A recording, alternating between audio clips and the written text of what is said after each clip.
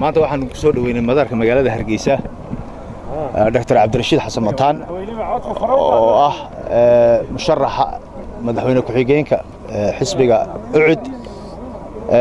waxa weeyaan Cabdirashiid Xasan Mataan wuxuu ka yimid imika safarkeen noogu yimid dalka Uganda Cabdirashiid Xasan Mataan badan wuxuu ka shaqeynayay United Nations marka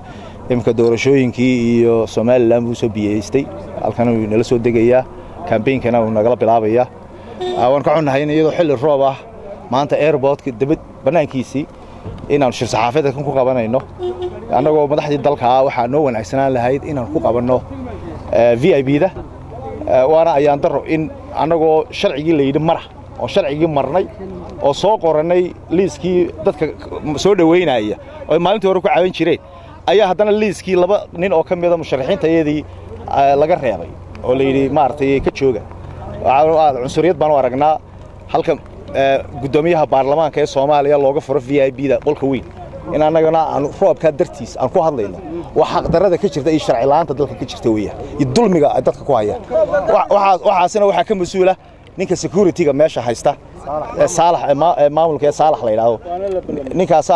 ayaan u haysanaa dawladana jawaab baan ka doonaynaa marna hana oranina sharciga mara oo waraaqa soo qorta dadka meesha liiska maraya marna hana oranina waanu cunsureedeynaa waan ka reebanayna kol bixitaan doonayna diidayna labadan waa laba nin oo xogeeyaala waxaana loo diidanaa oo macaaridadii ay dalka ay ku hayeen maalmihii ugu dambeeyay ayuun baa loo diidanaa loo cunsureedeynay taasina mid aan aqbalayn ma dadkuna waa ka dhiidayeen weligiinba airport yar xirataan iyo wax yar sameeysa xayd ku tarmaayo airport-kaas wax qadaro waa kii 10 milyan lagu cunay weeyaan beenta waana calaamadaha lagu garto dawladda si dhacays. Assalaamu calaykum waraxmatullaahi wabarakaatuh.